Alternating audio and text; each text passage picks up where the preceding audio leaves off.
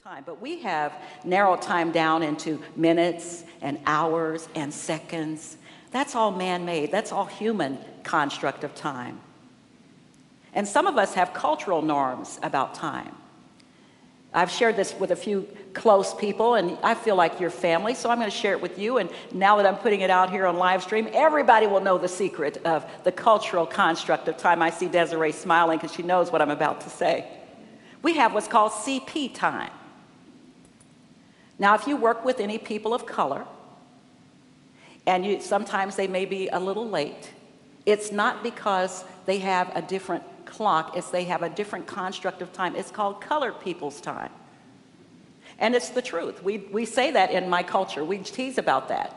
Because if your heritage is a warmer climate with a longer growing season, time has a different relationship than those born or whose heritage come from a cold climate and a shorter growing season. There's a lot to be said about that. So we all have different ways of governing our time. We spring forward and we fall back. That's a man-made construct. Who said we have to do that? And there are a couple of states who said they don't agree, so they're not going to have daylight savings time. In the old days, time was determined by sunrise and sunset. My grandfather lived by the old farmer's almanac. That's how he planted his crops. That's when he cut his hair. That's when he shaved his beard. Everything was according to the sun and the moon in the old farmer's almanac. So in the fields, they would say they worked from can to can. From the time they can see their hand in front of their face early in the morning until they couldn't see their hand in front of their face late at night. And that's when they finished working in the fields. From can to can. There was no time clock hanging from the sky back in the old days. So the body knew when it was time. Charles Fillmore, co-founder of Unity, defines time in the revealing word in this way. It's the limitation of human consciousness of space. The limitation of human consciousness of space. Our limited thinking in consciousness is the construct of what we call time. The only power that time has is what we give it. That's what Fillmore says. And from the spiritual standpoint, he writes that there's no such thing as time the way we look at it. With God, 1,000 years are as one day, and one day as 1,000 years.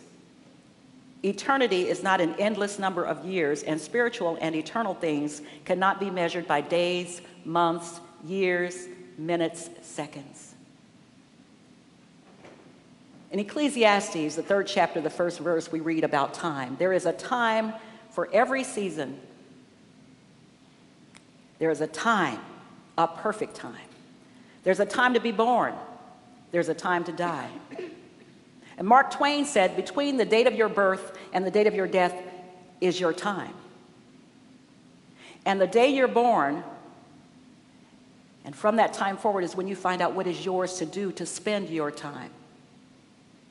How many of us have songs in our hearts, but we never want to write them down because nobody would sing them or like them? How many of us think about poetry we'd like to write if only we were good enough?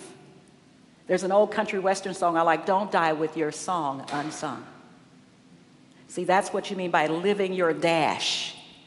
Sing your song in the time between the date you're born and that unknown date when you'll leave this side, when you'll leave this planet. When I think about the element of time, I think about the song from Rent. I understand the musical is coming here soon, and it's great. I love that song. The first time I heard it was when we sang it, and then Steve had us sing it in the choir. I'd never heard the song. 525,600 minutes. How do you measure a year? How do you measure your time?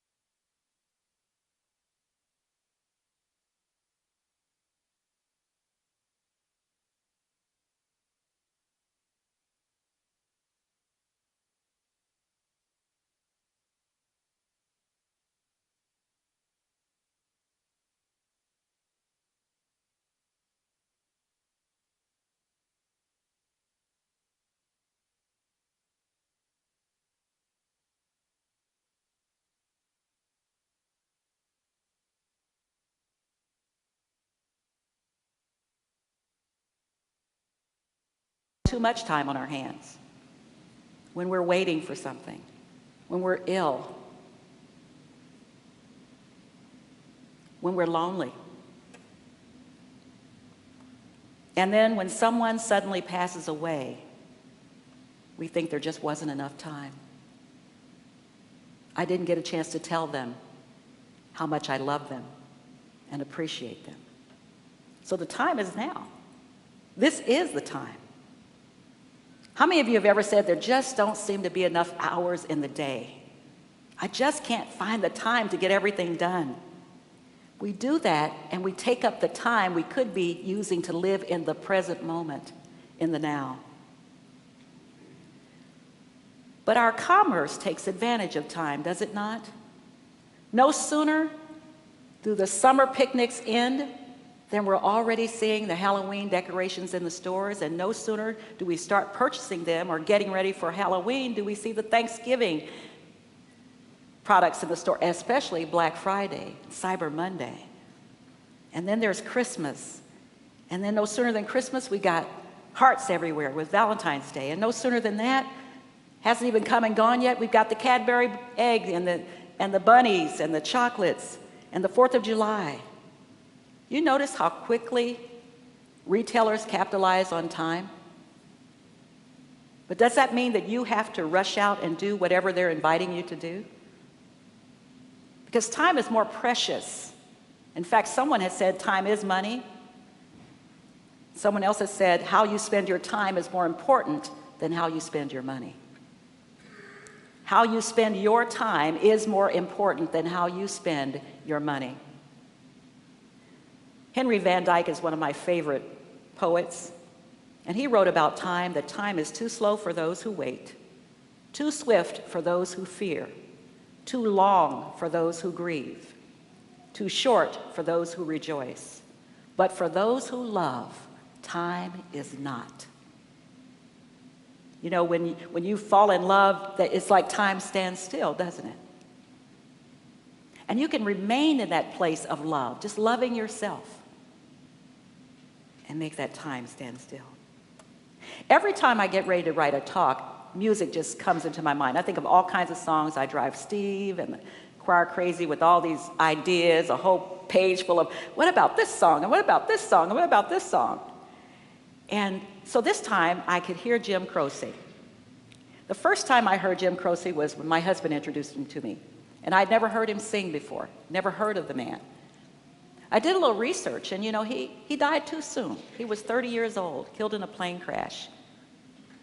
He had written this song for his unborn son, and he didn't get to see this son grow up, but the song is timeless. If I could save time in a bottle. If I could save time in a bottle, the first thing that I'd like to do is to save every day till eternity passes away, just to spend them with you. If I could make days last forever, if words could make wishes come true, I'd save every day like a treasure, and then, again, I would spend them with you. But there never seems to be enough time to do the things we want to do once we find them. I've looked around enough to know that you're the one I want to go through time with. It's a timeless song. And we know the backstory and the history. Here was a young man who was expecting, he and his wife expecting their first child. And he was so excited that he allowed these words to speak to him in welcoming this baby. He did not die with his song unsung. What's your song? Do you have the time?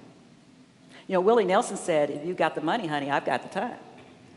So, but time is more precious than money. So a personal story. When I was in my mid-40s, I got this wonderful idea through Spirit to tell a story of a woman in history who had done something amazing. Her name is Bessie Coleman. She was the first African American to become a licensed airplane pilot. She couldn't get a license here in this country. She had to take French in a night school in Chicago and go to France to learn to fly. Very meager beginnings, no real resources. She learned to fly all in French. And she came back home to this country in hopes of opening the doors to aviation for other people of color. Eventually, her dream after her death came true. So when I got this idea to write this play, my father-in-law had passed away, and we were in Maryland for his funeral. And I knew that the children, I had already performed the play a couple of times, but I knew the children in Phil's family, he has 9 brothers and sisters and lots of kids, so I knew they would be, you know, running around and needing something to do while the adults were preparing things. So I decided I would take Bessie Coleman with me in the bag so I could perform for my husband's nieces and nephews. And my mother-in-law, bless her heart, said to me, "Isn't it a little late in life for you to be doing something like this? I mean, isn't this something you should have done when you were younger?" You see, time has no limitation. It doesn't matter if you're 80 or 90. There have been people who've gotten bachelor's and master's degrees almost 100 years old. There have been people who've learned to fly an airplane in their 80s. Time is not your limitation. Your limitation is someday I'll. That's what's holding you back. Get off someday I'll and do what is yours to do within the time that you have. Spirit is always calling you, saying, you know, I think you should do this. You need to write that book.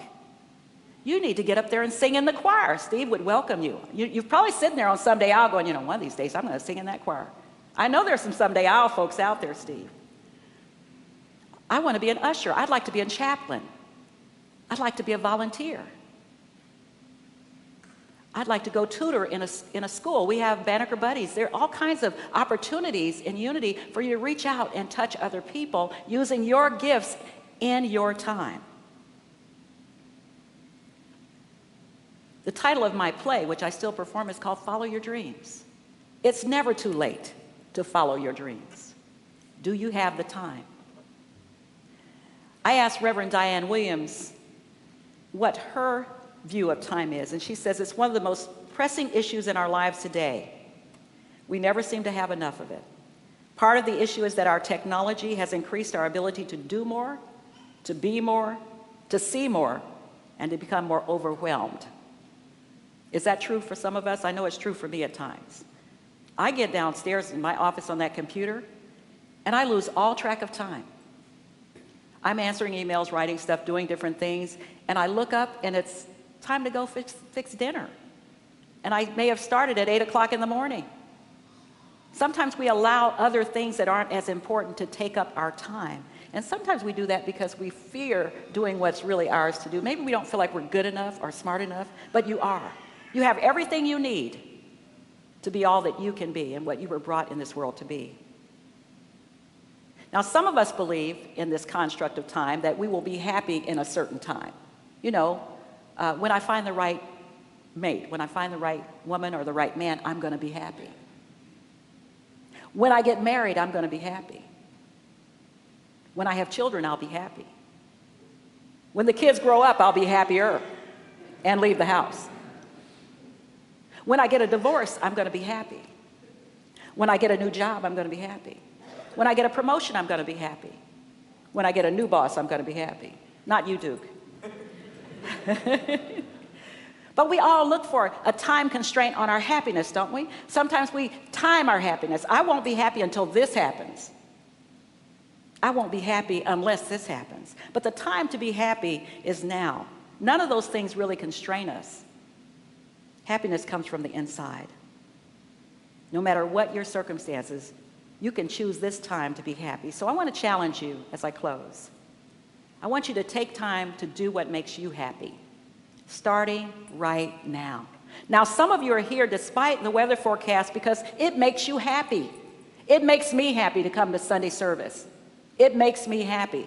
And I've been coming here, you'll see a picture in the bulletin that Sharon snuck in there. When my kids, the little girl in that picture is now 50. So I've been coming here a long time. So, you know, it makes me happy. I don't feel as enlightened, as enlivened, as lifted up as I do when I come to Sunday service. It doesn't matter where I sit, whether I sit out there or sit up here, I feel lifted up. It's the consciousness of all of you in this room. It's the consciousness. So we take the time you took the time to do that today for yourself. Take time to be with those who make you smile. who make you laugh, who make you feel good. Take time to laugh as much as you breathe. You heard David sing that song, Breathe. Well, take time to laugh as much as you breathe. I love a good joke, so please share them with me because I'll laugh with you. And take time to love as long as you live. Emerson said, we're always getting ready to live, but we're never living. Did you get that? We're always getting ready to live. You know, someday I'll, but we're never living. It's time to live. So take time to live right here, right now, right where you are. Each of us has our own rhythm, our own clock, our own ways of telling what time it is for us. You're the only one who really can answer that question. So don't put off till tomorrow what you can do today. Now is the appointed time. This is your due season to live your dash. The busy mind eats up a lot of time. So I invite you to slow down, relax, breathe. Silence is one of the greatest time savers. After going to the airport and getting maybe 2 hours sleep and then coming home, just taking that 15 or 20 minutes just to relax. I didn't even have to go to sleep. Just be in the silence refreshes you. Silence is a great time saver. So think about that as we move into our time of meditation. Do you have the time?